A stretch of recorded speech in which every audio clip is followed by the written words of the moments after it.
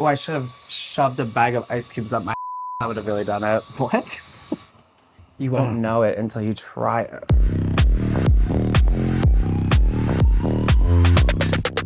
Let's go.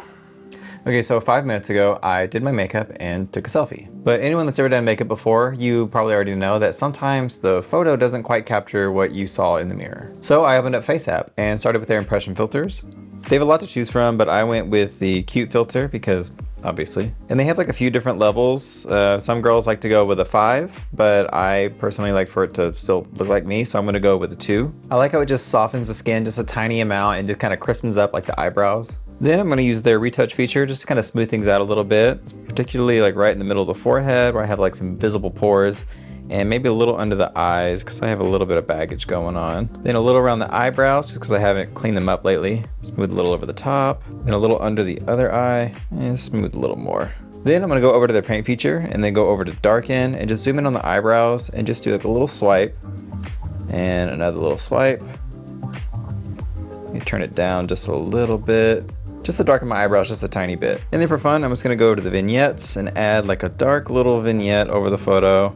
Just a very slight one, just to kind of make myself pop in the picture a little bit more. Then I will save, and voila, a new bombshell has entered the villa. It's just a little bit of softening and a couple touch-ups, but it makes a huge difference. So here is the first pick, and here is the final result, ready for socials. As a drag performer and an online content creator, I've created and shared a lot of looks online, and a tool like FaceApp is essential. And I don't want to FaceApp myself into someone else. That's what the hair and makeup are for. But I also don't want a moment or look to be ruined by a pimple, or subpar lighting, or just a small spot that you missed. And honestly, there's nothing wrong with that. We deserve to be able to look back and remember ourselves at our best, and not the tiny little imperfections, even if it is just a little selfie. So if you've got a couple photos in your camera roll that you love, with the exception of a couple little details, open up FaceApp, play around with it. It's free to download, super easy to use, and kind of addictive once you realize what it can do, especially with their pro version. Just click the link in the description or scan the QR code to download FaceApp and try their pro version for 1 week free. You'll get a 7-day full-featured free trial, and then from then on, it's only $5 a month for their yearly plan. And I suggest getting their annual subscription because this is gonna become your day-to-day tool for perfect photos. Just try it. You'll be surprised how much you can level up your selfies with just a couple taps. Available in the App Store and Google Play.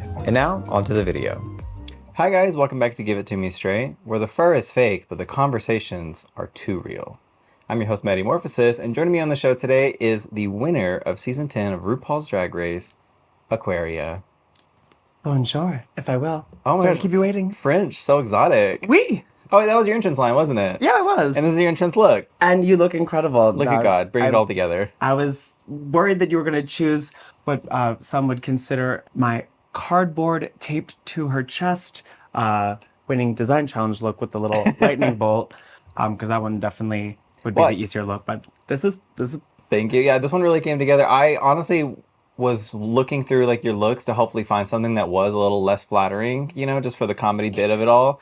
But then I realized your entrance look had the same hair of a wig that I hadn't even worn yet, and so I was like, "Let's fucking go!" One. Yeah, and a nice one with a wave. I know the way it's not too dry yet. It's still pieced together. Hasn't all been all squished up in the closet. So yeah, we're doing good. We're looking good. It's very punk rock, but also too, it's like the other aspects of it too, or I could really fake. It's just like a little Amazon, little red belt. Cut the fingers off some gloves. No designers here. Nope. It's that weren't back then either. But you're here in town. You're in Vegas right now for all the gigs. You're having an entire, like, on top of going to see Gaga. Oh, yes. Hopefully she's doing well. She's also aware that it's 100 degrees outside and just dripping. Yeah, melting. This is an actual picture of Gaga at the concert this weekend. Yes. But on top of going to that concert, you have like 3-4 gigs this weekend. You know, I'm very grateful to be blessed in times like these. Yeah, working at Gypsy and Piranha. Piranha's always been like home away from home for me since Drag Race. So tonight I've got this, and then I'm about to DJ at Gypsy at midnight. So it'll be cute. Yeah. On top of all the gigs you're doing, like as you mentioned, you're doing DJing because you actually are a DJ. Yeah, I've been like DJing kind of sort of before, or like at a similar time as to when we were filming Drag Race and getting into that. What is your DJ style? Is it kind of a hit play on Spotify kind of thing? Oh, Or hell what's yeah. your vibe? Just, yeah? No. Yeah. Totally messing. No, I feel like with being a drag queen and a DJ, there's lots of different ways you can go about it. I am like such a fan of the originals, like Lady Bunny, drag queen DJ extraordinaire. She's got just such a classic take on drag and on DJing as well. That's a nice way to say old, but go on. You know, Yeah. I was Right. trying to be courteous. Congenial, but I yeah. suppose. Well, but also like, I've always felt that I needed to fight to assert myself as a drag queen and as a performer, Like and as a physically? person. Yeah, Yeah. tooth and nail. Mm-hmm. And with DJing, I feel like it's even more of an uphill battle. So when I mix and I play, I really try to, you know, show a little effort because I feel like it can seem a little fluffy. Yeah. Like drag queen going up on stage, press and play, like, all right. Yeah. I take inspiration from drag queen DJs like Jody Harsh, who do play like really incredible music and do play these massive festivals and stuff. And, Yeah. you know, I hope that with a lot of hard work, that can, you know, be me someday. And I've got my start playing like more like pop, housey type of music and remixy stuff.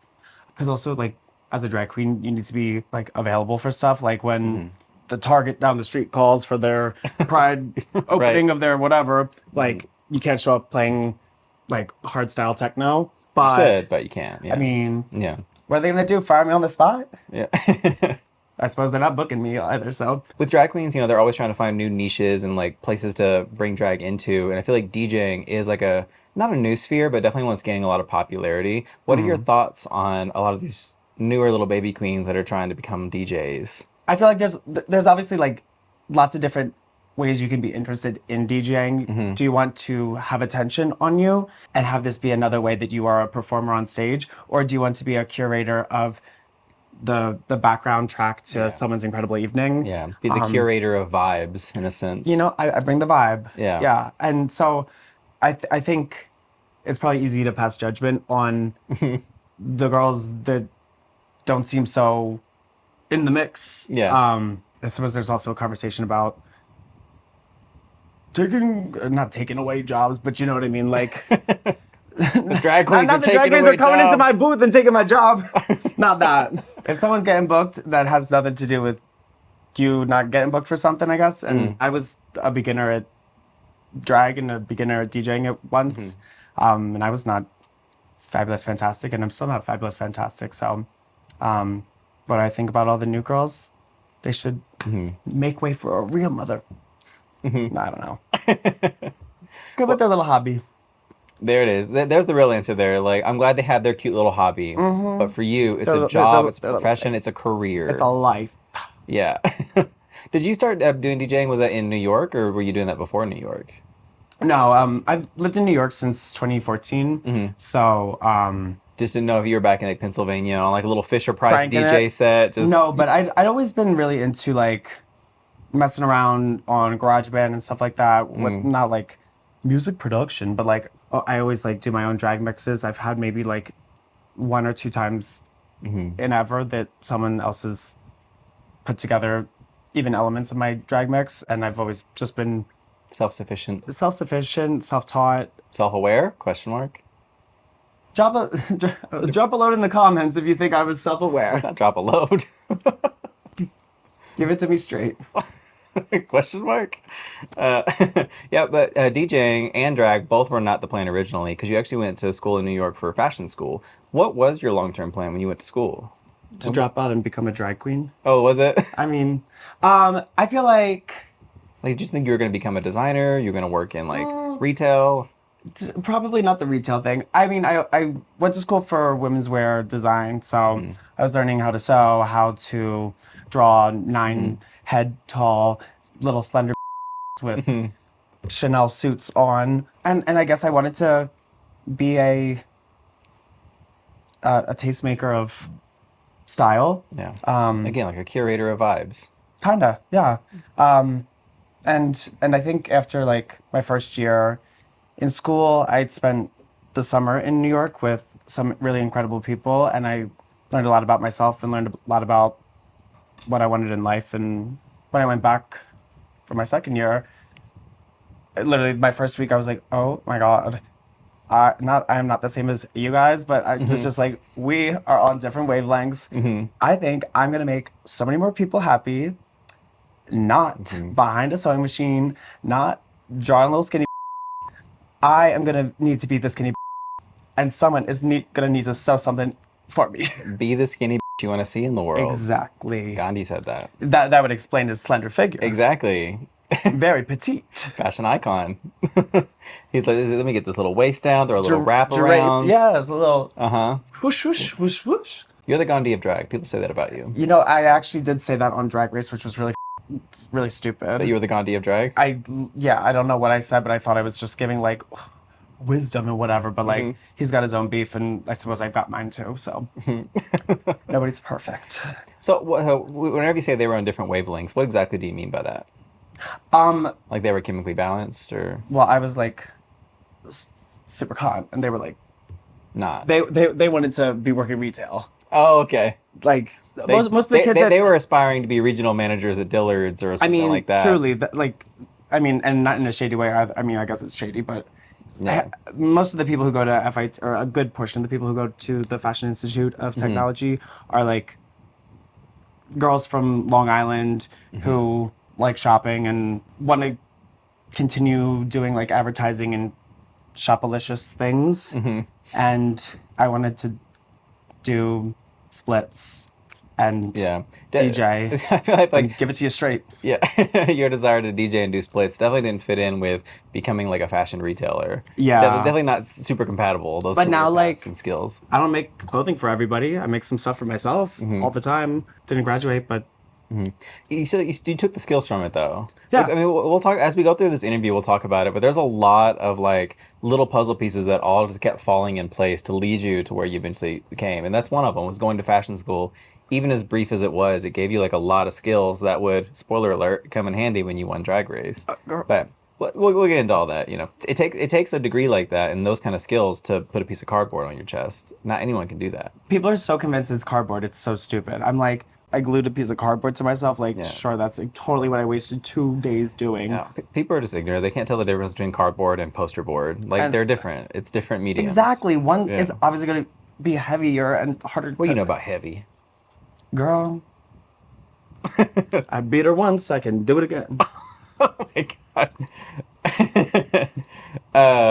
Okay, where were we at here? So, whenever like you did drop out of school, you're doing like a couple drag shows and things like that, but like was that financially feasible? Like would you have another job in New York? I just knew I had to hit the ground running and be serious about what I wanted to do if I was not going to be going to school for that or anything. I needed to, if I love drag and if that's where I thought my future was going to be, I needed to really put the pedal to the metal and put my best foot forward. Yeah. And what a great foot it is. I feel like the most financially like feasible option would have been to move back to Pennsylvania. Or not to do drag. Or not to do drag, of course. But you instead chose to stay in New York and to do drag. Was there ever a time where you thought about moving back home? I come from Westchester, Pennsylvania, which is like 40 minutes outside of Philadelphia. It's not horse and buggy, but it's not city. That's where like the same place like Bam Margera's from, isn't it? Yes. Yeah. Yeah. A couple of jackasses from my hometown. So did you ever just like see them just like driving by doing shenanigans? You know, I don't think I ever did, but I did have a friend that I used to dance with, and her name was Shannon Higgins, which is insane because her name is literally Shenanigans. Anyways, sidetracked. That would have just kind of, I feel like I would have not been able to blossom. I think, like, I like the idea of being thrown to the wolves and into the fire, and moving back to Pennsylvania did not fit your starving artist fantasy. I mean, I would be literally thrown to actual wolves back there, and I would be starving for art. And in New York, there would be art to be made and less wolves. So most of the wolves there stay on Wall Street, and I wasn't getting near there anytime. Well, I did have to make money somehow. You just standing out there with shaved legs in front of that bull statue. I wouldn't call them shaved, but they weren't, well. Filtered. Yeah, mine. I got hairy legs and socks on right now, but okay. You know, that's okay. The camera doesn't cut up that high, so it's fine. Shoe cam. New York is where your drag career really took off, but it actually started back in Philadelphia. And And this is the moment where I would normally pull up like an old embarrassing drag photo, but you actually don't have any crunchy drag photos. I mean, there might have been some fun, silly makeup look you tried to do, but you like from the get-go, we'll put a picture here, but like you had good, like you look like Sugar and Spice, but like it was good. Like from the beginning, like you started off strong. From that moment, is that why part of you is like, I need to go to New York? Like I'm bigger than this one horse town, than this city, than this state. Well, too many horses in that town. But I mean, we got this wet lady. I feel like her branding and her storyline was always like very, New York is where you can go to find yourself, find your name, find your people, find your community, find your art, and find your truth. And I was always very drawn to that, and I knew that spoke to me. I just wanted to put a good foot forward with that, or at least a good mug forward. Yeah. And yeah, I wanted to be pretty because I thought that was important. Because day one, you're not going to have your big show and do your best number or whatever, but you can look kind of. That's the motto. As That's the takeaway from this interview. Like sometimes you won't have your best foot forward, but as long as you look, get your foot forward. I mean, yeah, I literally was like borrowing my sister's bra, made a wig with the cap and the glue and the tracks and stuff. Like I was making my own wigs back then, still am. But I feel like you starting drag again. Like your drag wasn't very crunchy whenever you started. I feel like it's a little unfair for you though because you started super young in drag. Oh, baby! Like, you were dressing up and doing stuff like super early. Oh my gosh! Yeah, even so, I think I have another photo here. Like even before doing makeup, you're doing like little face paints and stuff. Like your mom put like face paints on you. I can't take credit for that one. It's true. Some nice lady at the zoo probably turned me out with the tiger, but it would not be the last time I was a little tiger. What does that mean? I love doing like an animal look. Oh, okay. I thought you meant like a metaphorical. Like, no, not the last time I was a tiger. I was like, what does that mean? So sounds like come on, tiger. That sounds like something like a. I got the eye of the tiger. Sounds like something Mae West would say or something. Maybe so. So it's not the last time I was a tiger. It may be, or it may West. Yeah, as I was saying, like as we talked about this interview, there's a lot of dominoes that started to fall, or things that started to click in place long ago. You were dressing up super early. You're getting like these little face paints that your mom was putting you in face paints and stuff like that too. So like, why are you in a little dress? Because like a lot of like little 4 or 5 year old boys, they're not wanting to put on little dresses. I'm like, is this me? But is this me? I don't think there's not a lot of Giovanni Palandronis. But no, but when you say why am I in the dress, I'm like, yeah, why am I in the dress? Like. I remember I had like a pair of what do you call them, like pleasers? Yeah. Overalls that had like, I think they had like snaps or like buttons all on the inseam. And I remember I got like, I don't know, like in trouble or whatever, but like I got in trouble or whatever. This is so random that I'm even I don't know how I'm remembering this. It's all or this back. version of it. Or having an inside out core memory unlocked moment. Right? No, I might also be making this up, so who knows. I feel like I got in trouble for wearing them like unsnapped and like giving dress vibes. But that was probably before this. And then they figured out that like that was like not the tea. Or maybe perhaps that was the tea. Yeah, I don't know. My parents have always been like so supportive. Hi mom, hi dad. And yeah, they're wonderful. I certainly do not come from like something that can relate to so many of these other like darker stories that you hear on Drag Race of these girls that it's like, oof, that's kind of heavy. Yeah. So I'm especially on this show, like a lot of people I've talked to, it's been like exploring a lot of people's trauma. But I feel like you have the opposite journey of like, with you winning Drag Race and all the accomplishments you've made, it feels like more of like, this is a story of like what happens when your family does support you. And you do have that like love and like, again, like support like in your life. Yeah, it's definitely it's nice to be able to like be like a good example on television of that. Yeah. Not to say you didn't have any struggles in life, of course. Right. But as far as like familial support, it's like it started you off on like good footing that a lot of people in the queer community don't get. Right. I mean, also like I'm watching as the years have gone by, these like makeover episodes and stuff. I think it was this past season, like everyone's relative was like, hey, get me in drag, yes, put the boobs on me. I'm like, Dad, too much. You're freaking me out. No. But obviously, I'm We need trolling. parents to not be 100% with it. We need parents to be like 85%. You can't say, hey, go drink a bottle of vodka. Oh, you can't say that at all. You can't break every law in the world and like get away with it. You need to like choose a couple of laws to follow, you know? That's why I always or never cross the double white lines in the road. I snort them. I don't know. Girl, these jokes that they're writing on my cue cards suck. No, it's really cool. When I was doing the research, like I always assume that people have like some kind of like trauma or like family not supporting you, because that is the story for the majority of people within the queer community. But yours really is like, and honestly, like it's very like it's like optimistic doing research on you.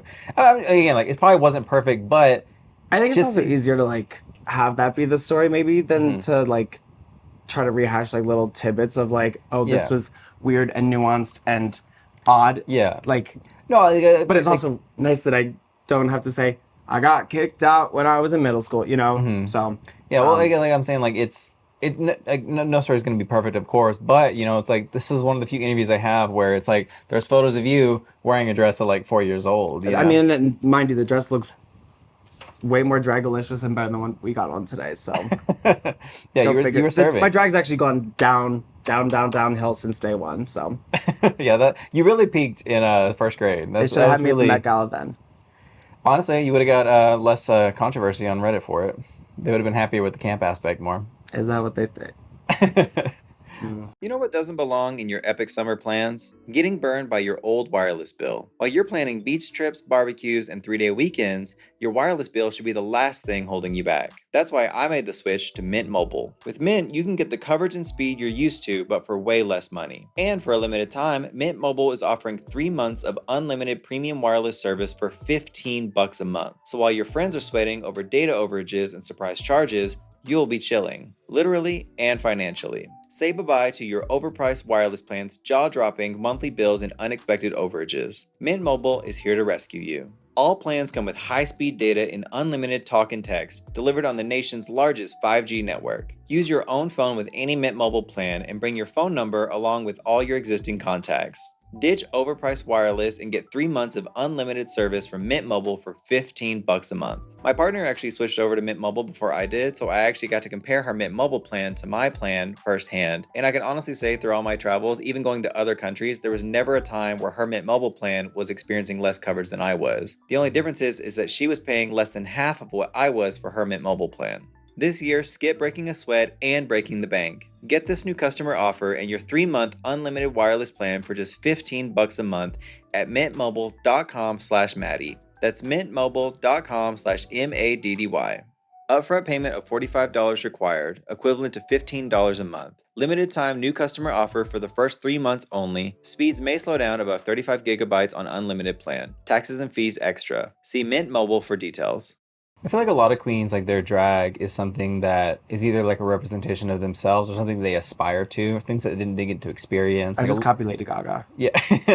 like a lot of queens that are wearing like opulent things when they grew up poor, Right. you know. Maybe that's like why your drag is very kind of like punk rock, because you grew up in like suburban loving households. So you're like, my drag needs to offset this a little bit. A little bit. I think just stylistically, I think I gravitate towards a more, not minimalism, but like a less is more thing. I think there's, especially the way that you, like when you see these runways on Drag Race, even compared to like my season, I think to some extent maybe you're doing too much. So I think maybe some of my simplicity, and not minimalism, but simplicity is kind of a reaction to the overly doneness of things. A lot of my like fashion references and inspirations and beauty references are stuff that is a little more, not like gritty, but like dirty, filthy, not filthy, divine filthy, but like filthy, like muddy, sweaty, stuff like that. And like, I feel like I'm the hot girl at the rave with the ceiling dripping, condensation all over her, makeup smudged, and that big opulent elegance is, there's no place for that at the rave. No. Well, actually there is, but. Yeah, but not on you. but not on me. Yeah. Yeah. So like we're talking about all these like pieces that fell in place for you for drag. One of like the last big pieces was you getting into dance. What got you into dance? Was you like your family were dancers and stuff? Is this a class you took in school? No, I'd always my parents had always like, instilled in me doing tons of activities. So I was in baseball, basketball, flag football. I loved track and field, cross country. I was sickening at that in middle school.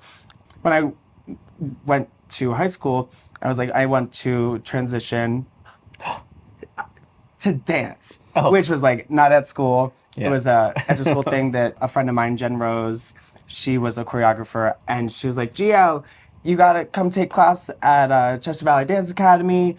You'll be the only boy in the studio. I was like, yeah, all these chicks will love me. Ah, I'll be the talk of it. No, it was a marriage of music and performance expression, and You mentioned being like the guy hanging out with all the chicks and stuff, all the girls, the babes, as it were. Were you out in high school, or were you? Oh yeah.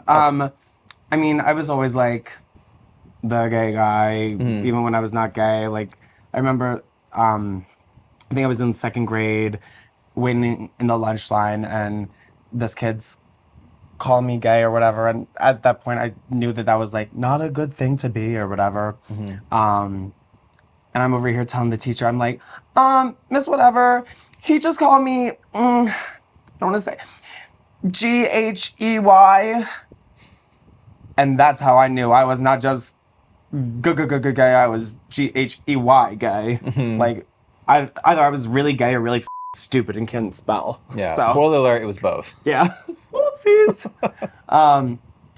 So yeah, that was kind of the case. And I think I was in like, I don't know if 7th grade or whatever, but I just remember it was like, ugh. I don't like secrets. I like kind of being honest, and sometimes it's the best policy, but sometimes I am too honest for no reason when you can Well, be a liar. Most of the people watch and follow you on Twitter, so they know. But thank you, everyone.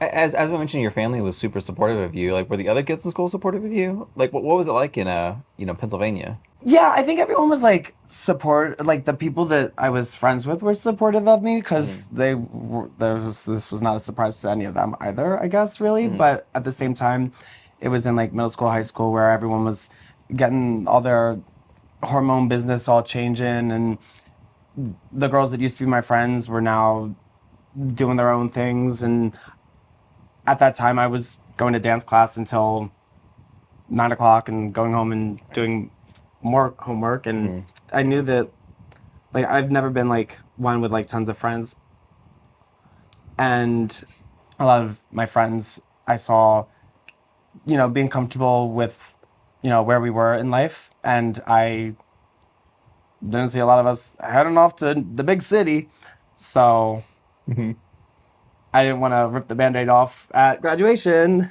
and they had better things to do than keep with me, and that was fine. So I just put more focus into my passions. And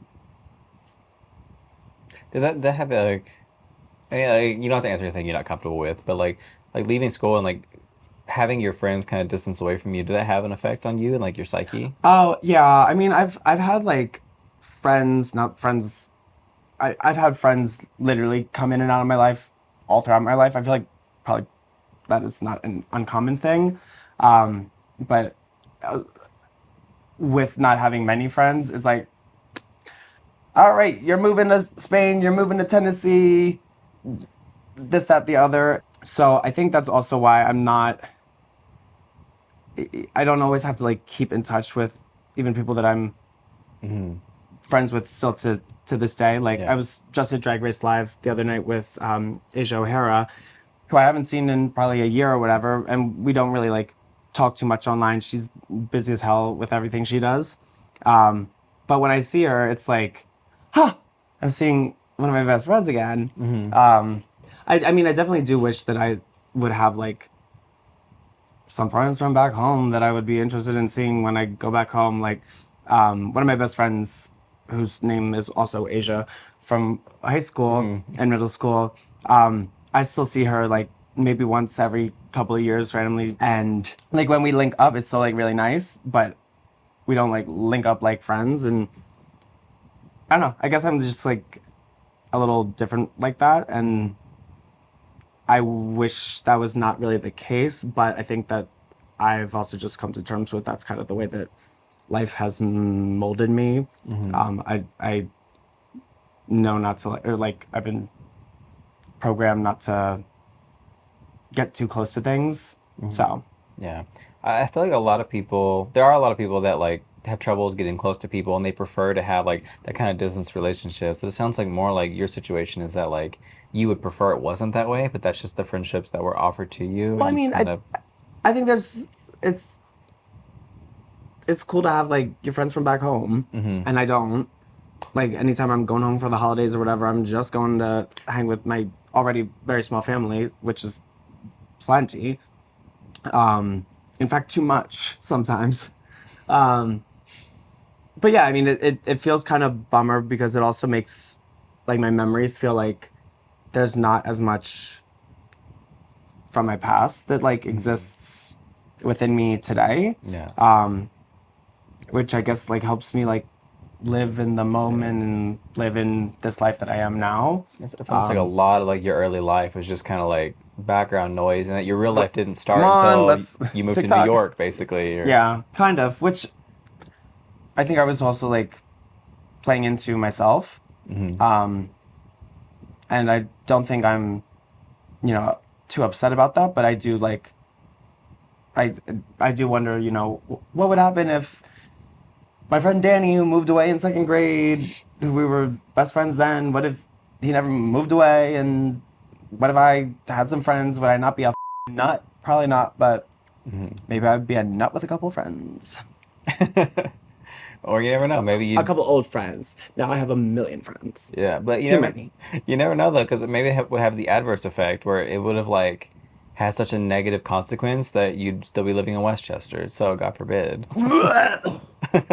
Don't even put that thought in my head. No. Do you find that it's like difficult for you to make friends? Like your personality doesn't mesh with others? 'Cause I will say like this isn't like a read or anything, but I feel like your personality is it's a little different than most people that I've talked to. Yeah. I mean, for sure. I think I'm like, a lot of me is like really guarded. A lot of me is, I mean, I don't know if guarded's the right word. And I don't meet all the people you're, Right. From your perspective. So you might have a better. Can I like put my Sure. own like perspective? Yeah. And I don't mean any of this like a negative way at all. No, but I like I think a perfect example is like the first time I asked if you ever want to be on this show. We were at Piranha, I believe. We were out of the club, and I asked you. I was like, "Oh, it's good to see you. Yada, yada. We're having a good time. We're drinking, whatever, joking." And I was like, "Oh, if you ever want to be on my show, I'd love to have you whenever you're in town or whatever."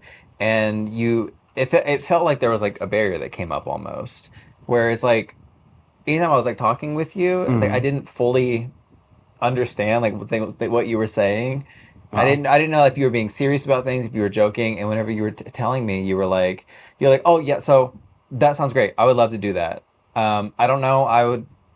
Yes, definitely, but I'm not sure.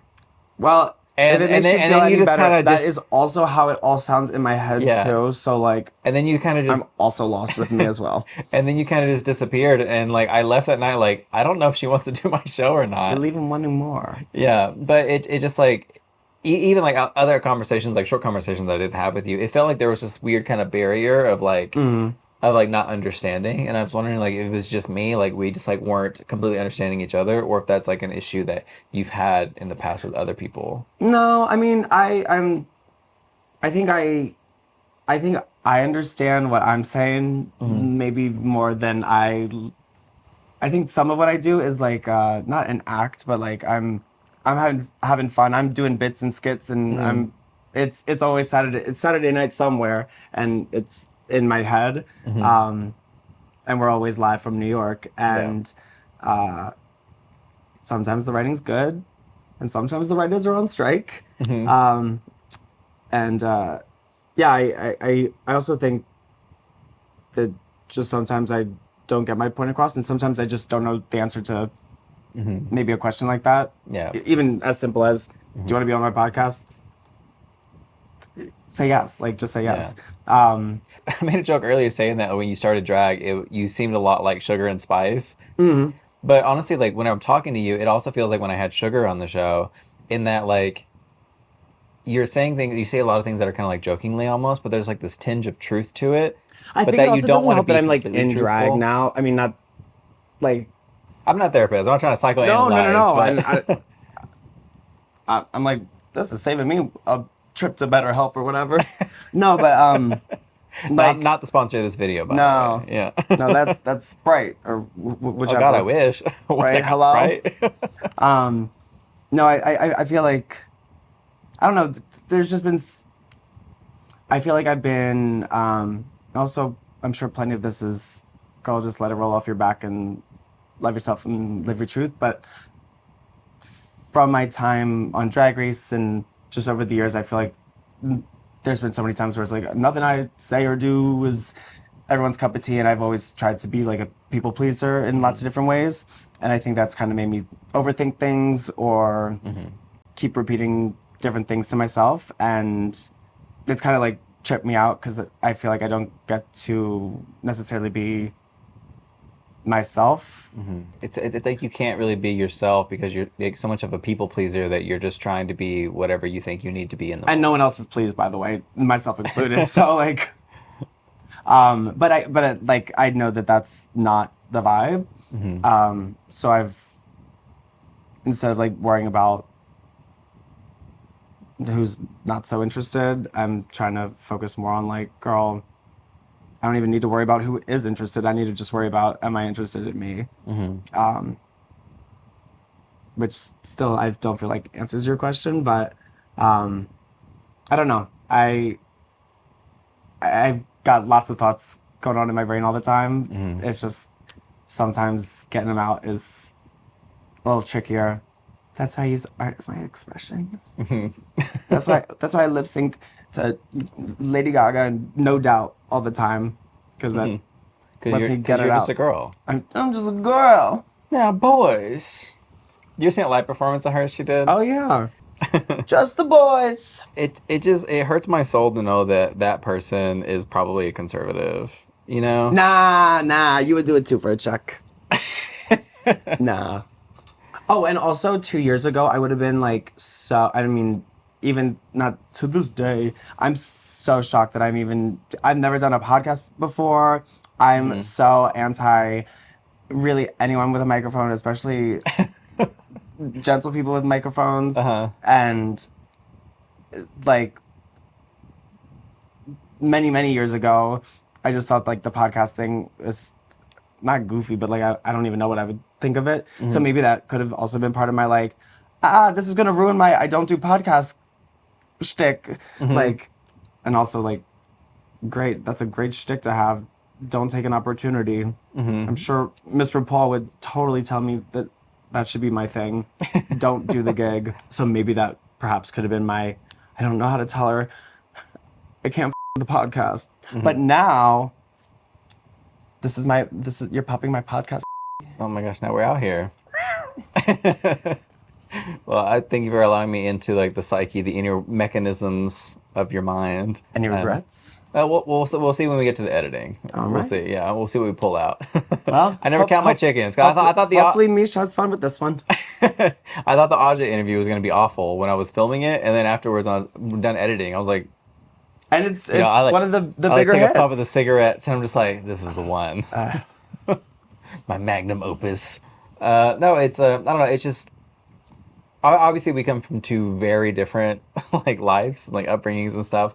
But it's just whenever I did meet you, like I never got a bad vibe from you, but I never really understood like your vibe. I never really understood like I feel like I'm really good at gauging how people are feeling and what they're thinking. And with you, like I never really knew like where you stood and. Well, I think it's also like a time and place thing. Like I feel like if I'm at the club, I kind of need to either like be on or just be having like a good time, which is pretty much like it's a good thing to be having a good time at the club. Yeah, like that's not bad idea.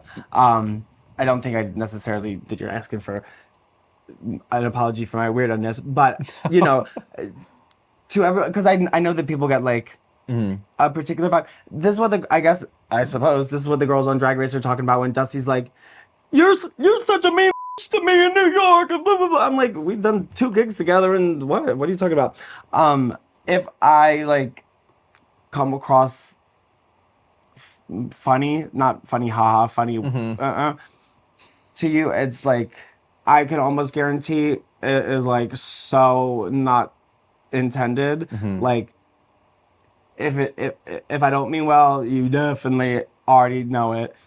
You know it before I even say something. And if something's like wacky, my bad. I'm like, I was raised with parents who didn't hit me.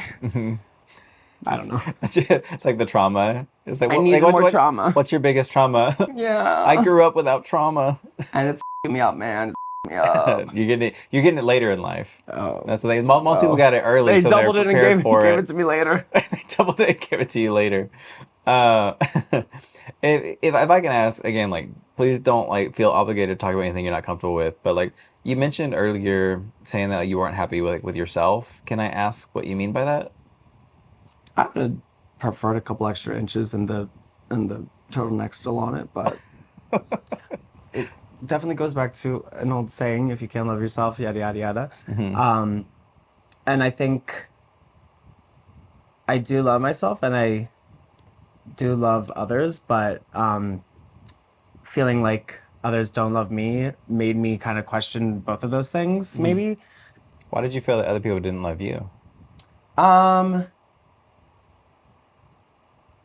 I don't know. I mean, well, because not everyone in the world's going to like you. That is like obvious. And I think I just, I don't think it's also really a bad thing to want to be loved by everyone or whatever, or like want to do well by everyone. I just feel like, whether it's by the way that I speak or by the way that I allow myself to be misinterpreted, it upsets me on the inside to hear that like people catch a bad vibe and things like that. So like going back to on Drag Race and on Talk, when I'm crying, I'm not crying to make a scene. I'm crying because I'm hurt that I've hurt others, and that's, you know, the weight of the emotions of so much going on that is upsetting to me, because that's really the last thing that I would want, unless I'm throwing a drink on you or whatever. So that type of overanalyzing and neuroticness is not ideal for, you know, making friends and talking to people at the club. And I am at least aware that that's something that I need to, girl, get over it, or girl, work with it, or girl, accept yourself and move on and try to do better tomorrow. And here's to tomorrow. Yeah. I feel like a lot about you creating a name for yourself in New York was in like being a socialite in the New York scene and being, you know, scene queen and doing these shows like Amanda Lepore, Suzanne Barsh. It's like, how did you overcome these feelings that you had in an environment where like you have to be so on and so sociable? Well, I think that getting to work with people like Amanda Lepore and Suzanne Barsh and other, you know, legendary New York, you know, club performers, I felt like I was being respected by people who have been in this industry for much longer, and I felt Like validated, and I felt like so much honor, because that's the reason I do drag. I do drag because of like the legends that have came before me. I'm not doing drag because I saw Aquaria do drag, and not that that's a bad reason to do drag either. In fact, please do drag because of me. Be my guest, and you know what? To have these kids, I might be a legendary elder staple. But I think that I was like given the permission to be myself by some really cool people, and that made me feel way less weird about what I do. I felt like I was told, like, your looks are great, your performance is incredible, can you come to the On Top next Tuesday? We would love to have you do the Sylvester number. We love what you do, the Mighty Real. And I'll do it, yeah. So I always say that it would be way easier for me to do a Super Bowl performance than to perform at like a nice, cool, intimate, humble space because I can like remove the personal factor in things. And I kind of feel the same way with people. It's like, it's way easier for me to, I don't get what know. you're saying. I'd rather rise to the occasion of like, girl, let me step my cookies up and figure out how to hang with the, you know, the top legends than for me to be real with myself and be like, how do I hang with my peers? Yeah. To add some levity to the conversation, working in this nightlife, Can you use it in a sentence, please? levity means No, light. I'm just fucking with you. No, they think I'm silly and stupid, but I know what you're talking about. Yeah, she's not silly. Hey, it's Maddy, and I want you to check out Courtney Act's new show, R&R with Courtney Act, where she tackles the world's biggest issues with some amazing guests. It's all sponsored by Factor. Get started at factormeals.com/Courtney50off and use code Courtney50off to get 50% off plus free shipping on your first box. Working in this New York nightlife scene and working with these legends and these crazy parties, are there any particular crazy stories that come to mind that you can remember over these years? Ones that really stick with you? There's probably plenty. Either my first year or two in New York, my friend Jessa took me to the Box for the first time, which is this legendary venue in New York. And there's just always crazy shows there. Good, fabulous entertainment, but also like some really crazy artsy, fartsy, heavy on the artsy, heavy on the fartsy types of stuff. I'm in my track pants at the big hotshot club in New York, acting a fool, I suppose. And, you know, the MC comes on the mic, yo, ladies and gentlemen, Snoop Dogg! And I'm like, oh, dear God, who's gonna come out here with a dog and eat dog shit? Like, what the divine is going on? Yada, da, da, da. It was the motherfucking D-O-double-G. And so that was like a goofy New York moment-y story, which doesn't really answer your question, but I thought someone was going to eat dog shit, but it was the Snoop Dogg. I asked you for like a crazy story, and you tell me a story that you're like, yeah, it was so crazy because we thought it was crazy, and then it wasn't crazy. But it was Snoop Dogg, and I wasn't. Yeah, that was a surprise. So yeah, what fun! It's like, damn, I thought it was going to be dog turd. But talking about interacting with people and like you know, people's feelings about you and stuff. Whenever you get on Drag Race, you go through the show, win the show, and with that obviously comes like a whole slew of opinions and stuff online, and some good and some not so good. How did you take in all like the attention and reception you were receiving? With the same way with anything, like to hear the negative sucks, and like, you know, you make the best of a bad situation, and I had to have some fun with the crown, see what it was like. Kind of heavy, kind of crooked, broke a couple gems on it, and you should say Evie's. Hers is literally in pieces. She's broke off a piece and gave it to me when I interviewed her. She is just now that's a tearing real that thing that's a apart. real girl. Yeah. Interesting. But with a lot of the online discourse, a lot of people also tied you to Sharon Needles because you said you were part of her drag house at one point. Were you an official member of that drag house, or was it kind of like a pseudo parenthood? So like not the story, but like really the story with that is I have never claimed to like be a part of her drag house or anything like that, and particularly if we're talking about like the Drag Race canon, that has like never been uttered on the show at all ever. Not being nitpicky about it, but Yeah. it's not like I know that a lot of people, you know, would suggest like sorts of friendships here and there. People suggest that my workings with Suzanne Barsh is what got me to win Drag Race. I'm like, that didn't help Milk win, so what? No, I mean, and not in a shady way, but I was never using anyone's name but my own to do the best that I could for myself. And when season 4 was airing, I was like, what, in like a junior in high school or something like that? I don't know. I was just like so obsessed with what drag was becoming, and I was obsessed with like getting into watching queer films and catching up on all of this queer media and television that I had not seen prior to this, unrelated to Drag Race. And what Sharon was doing on the TV was like so cool to me. And, you know, she kind of like took me under her wing of sorts.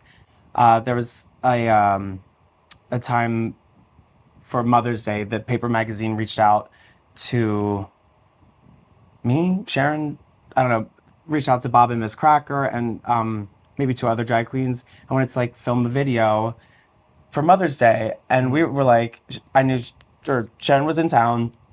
I was in town as well. I'm like, let's just do this. Let's be like cute and fun. We were at the Standard. I think she was performing at Suzanne Barsh's party there. Mm-hmm. And we just did like a cute, like, we got ready. We did a fun thing about like queer family or whatever. And I know that like that's not like so crazy serious and stuff like that, but I think that may be the piece of the puzzle that was taken too seriously and then whispered down the lane and snowballed into like, they grew up on the same block in Pittsburgh and they have matching House of Haunt tattoos right here and a haunted house. Not to say that we were not like hardy har and like supportive of each other's drag, but we're not like in a drag family. I do not have drag family. Maybe I hardly have drag friends. So, which is not a shock to you guys now either. But like, you know, she got to see me succeed on Drag Race, which was really cool. And, you know, we got to do some shows over the a couple of years after that. And had a bit of personal kind of separating of ways. And yeah, that was kind of it. We just like kind of fell off with each other. This is not like hot gossip. This is just like an old friend of mine that I didn't want to continue being friends with. But I support that she saw my enthusiasm for her and the world of drag and that she was, you know, that she saw someone who had a lot going for them and could do big things. And I don't know. I'd ask her for the winning lottery numbers if I were you. Well, piggybacking off that, you're no stranger to internet drama, especially specifically with Twitter beefs that you've inserted yourself into. And we don't have to go down the long list of those. But with those, do you have like a favorite Twitter beef? Do you have a favorite of mine? I think your clapbacks at people during the COVID era were pretty fun. I don't know. There's been like a lot, too many to choose from. Do you have like a favorite? I have brain fog from that era, but that may have been the COVID. Like, do you have a side effect? Do you have like a favorite little Twitter beef that you've inserted or drama you've inserted yourself into? Oh, my favorite one is one that ends well, which is the iconic BB Rexa, whatever from the VH1 Trailblazer Awards. The iconic, I met the cast of Drag Race and they were cold AF and blah, blah, blah, blah, blah. I'm like, who is this hoe answering her fans' questions about what were these queer performers like at the queer charity VH1 fundraiser thing? They were a bunch of bitches. It's like, yeah. What was she? Cameron doesn't talk. I'm weird. Asia is in a morph suit. And Eureka doing her is Eureka. Of course, Eureka was the nice one. No one else knew what was going on. But also that ends well because Vivi is like such a sweetheart. She insisted we kiss and made up at this Moschino H&M event that we both finally met at, or well, I guess perhaps met for a second time at down the line. So I think that's probably my that's the one that is most near and dear to my heart. Do you have a Twitter beef or drama where in hindsight it's like your least favorite? You're like, maybe I shouldn't have inserted myself into that. I really don't think there's anything that's coming to the top of my head. No. You said 10 toes down on all of it. No. I don't think there's anything that's okay. I can't. For some reason, I can't think of too many particular things. I'm sure there's plenty of things that I feel like I put my foot in my mouth for or whatever.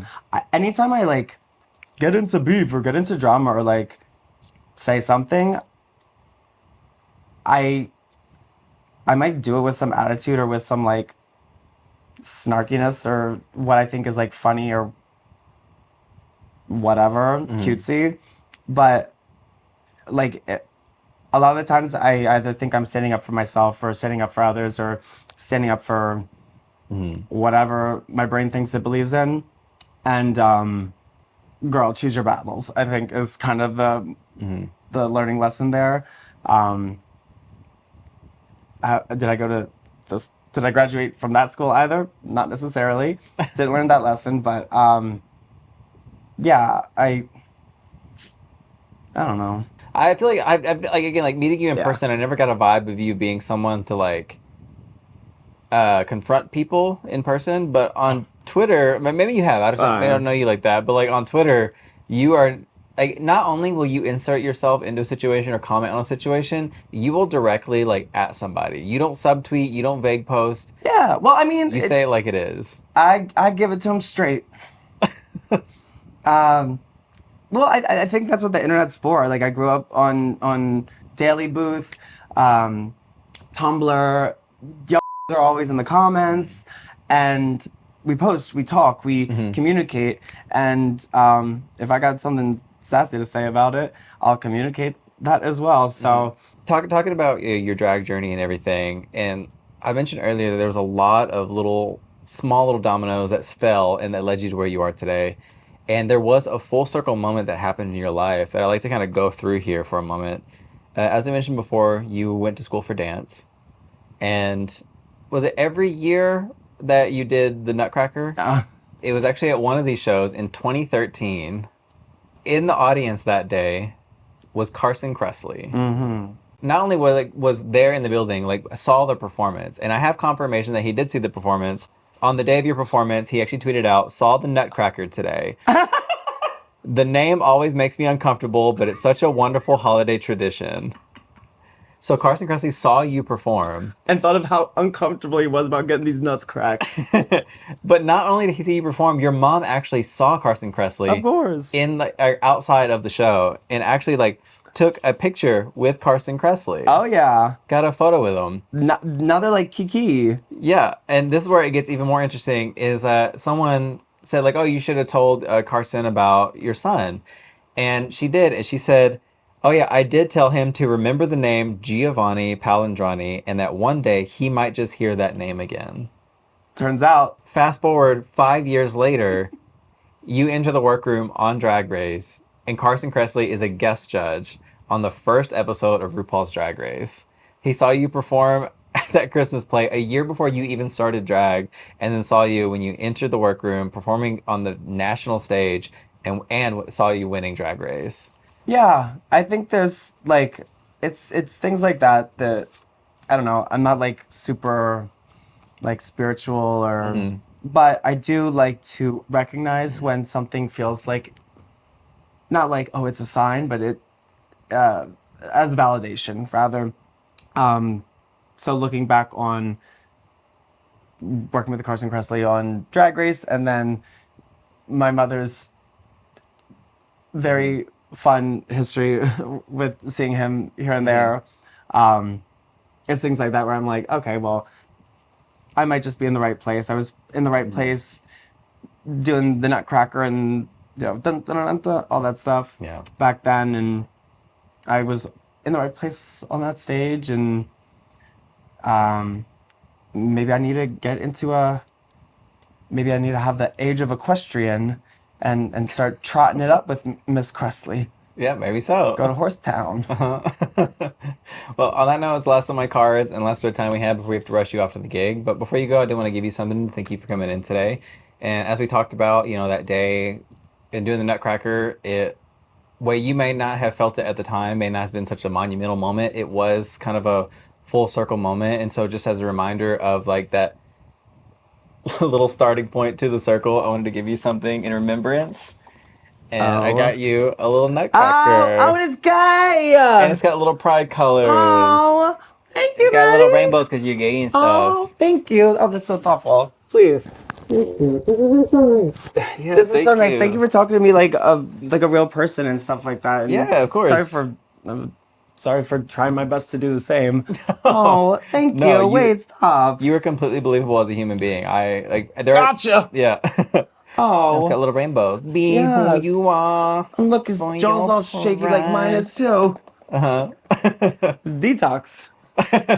Oh, well, thank you. I appreciate it. It's like I never get to talk about like a lot of stuff, and but I do think about a lot of things. I'm anytime I'm at home doing my makeup, if I'm not jamming to music, or if I'm taking my makeup off, if I'm sitting around the house working on projects, I'm always thinking and definitely often overthinking things, and but overthinking it in a. I always think that there's something to learn from a comment, an instance, an interaction, and I'm always trying to be a better version of myself than yesterday, and it's, I just don't ever get to like necessarily vocalize it except to myself in a mirror, so that I don't really need to use full sentences and the best of thoughts. But thank you for talking to me like a real person and stuff like that, and having some fun and asking some questions about me. And Yeah. Thank you for coming and my pleasure. sharing your real human experiences with me. I appreciate it. So like outside of this today, where can people find you? Obviously, you're still doing a lot of shows, a lot of gigs, DJing, drag shows. Do you have any like tours or anything coming up or shows you're doing? I'm gonna be making my debut as the Nutcracker. No, although I mean that'd be con. Wait, we need to do a Mother Ginger, but she does abracadabra instead. Ironically, you actually don't crack that many nuts because like Or jokes. Yeah, you crack plenty of those. But you talked before about how like you're actually not that, despite your Oh, my peanut life allergy? and everything, huh? The peanut allergy. You're allergic to peanuts? No. Oh. Get No, I those mean, like, nuts away you're from actually my not face. like a super like a sexual person, like Oh, sexually motivated person. I feel like I've heard so many. I have like, understandably so, like trust issues with plenty of people that I meet or don't meet or whatever. And I've heard so many ridiculous stories about like the girls here and there in their travels and just things you would never want to hear when you're expressing yourself in that type of way to another individual.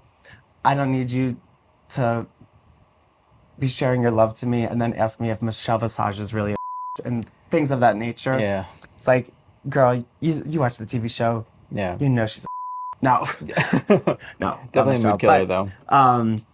No, I think and there's like plenty that has like kind of deterred me from a lot of that. I think I'm trying to like not let all of that kind of get me all. I'm only gonna be young, dumb, and full of energy, Dreams. for a couple more years. So, boys, get me while I'm hot. Yeah, the filters are still good though, so you still got some time for you. All right. With AI and everything, pick up boys with the AI, use the Coco Montrese filters, and then you Girl, keep the lights dim when they get to their. I need the hat with the hair that she's got. That really Oh fools yeah, them. yeah, it does. They're like, oh, what a healthy head of hair. But yeah, we're back. We're getting off track a little bit. So like, do you have any like shows or anything coming up? Oh, Any events, things to look forward to, projects? I've been, You just gigging. I don't know. Gigging. I feel like it's kind of hard to find time to set aside to work on the things that I want to work on, which there are so many. There's so many things that I've written down and worked on and not been able to produce, whether it has been like financial reasons, timing. There's like when the pandemic started, like corny, but like that was like a part of the height of my drag racery. And I had to put on hold, as many people did. Like I'm not unique in that sense, but I had to put on I closed the book on so many projects that I never even opened back up. And it wasn't until this year that I realized that a lot of what was upsetting me about, I took time off last year because I was working really hard the year prior with Drag Race Live and Work the World. I took time off last year to breathe, but I was getting so upset with life and myself, and I'm like, what is not giving? And I realized that it's because I've never like picked the book back up and started to, you know, metaphorically at least write. So it's also still hard to find time to keep a roof over my head and work on projects that could hopefully Be lucrative. continue to keep roofs over my head. But yeah, it's at least good to know that what was missing in my life when I wasn't working super hard was that I forgot that as much fun as it is to be a part of Drag Race Live or Work the World, I'm Aquaria. Like, Trixie Mattel doesn't have to worry about her many different ensemble shows that she does. And I love being a part of a group of girls that work like that because I never had like a home bar or a drag family like that at home. But I also forget that like it's still like I'm still supposed to be like Aquaria the superstar, and to have remembered that, even though it like took a second, I'm so grateful because if I didn't, things would not have been so fly, I don't think.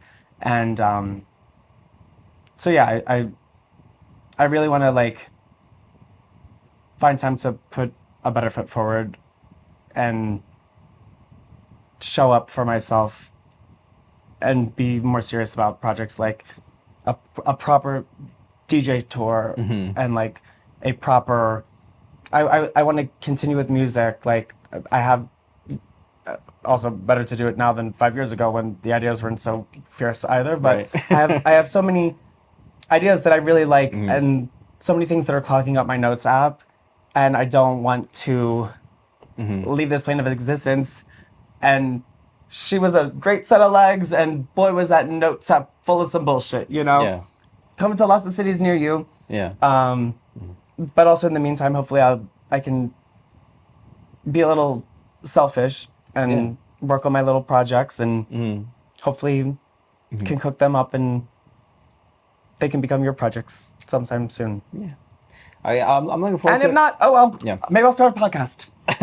God, no, that's the last resort. If a drag queen starts a podcast, that means something went wrong. So Well, that's not a good sign. No, focus on your art. Actually put good things into this world. Please don't do a podcast. hey. No, but like I think all the things are in place for you. I think, it's like, I think you have a vision, you have an eye, you have, I don't know, not like fate, as you say, but like I feel like you are destined for greatness, and I'm excited for all the things you're going to put out, I know that like wherever, I like really started to try to understand in my brain that wherever you are in life is like where you're supposed to be, and if you don't like it, that's okay, because you'll get to where you're going.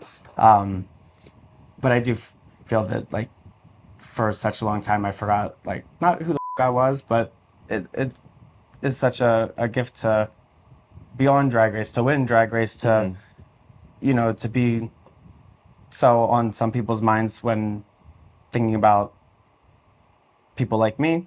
And I think I know that I owe it to others to share that better.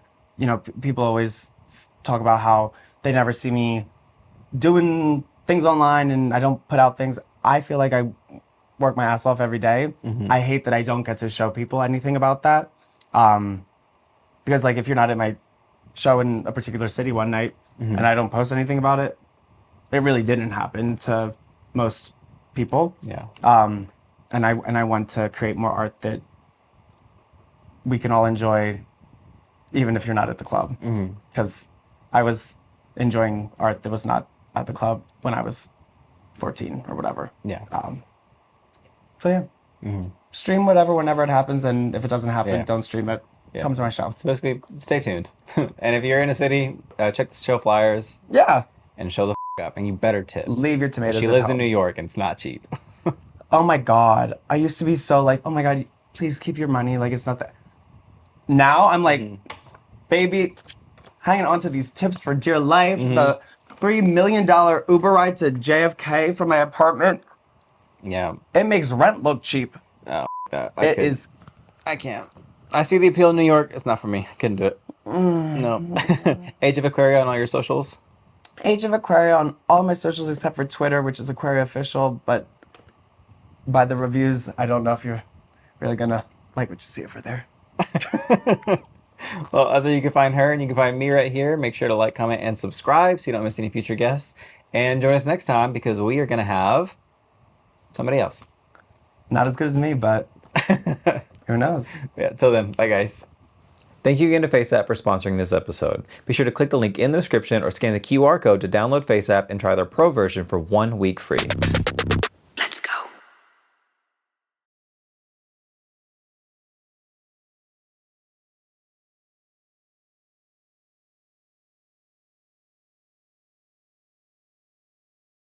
Bye, Yuki boy.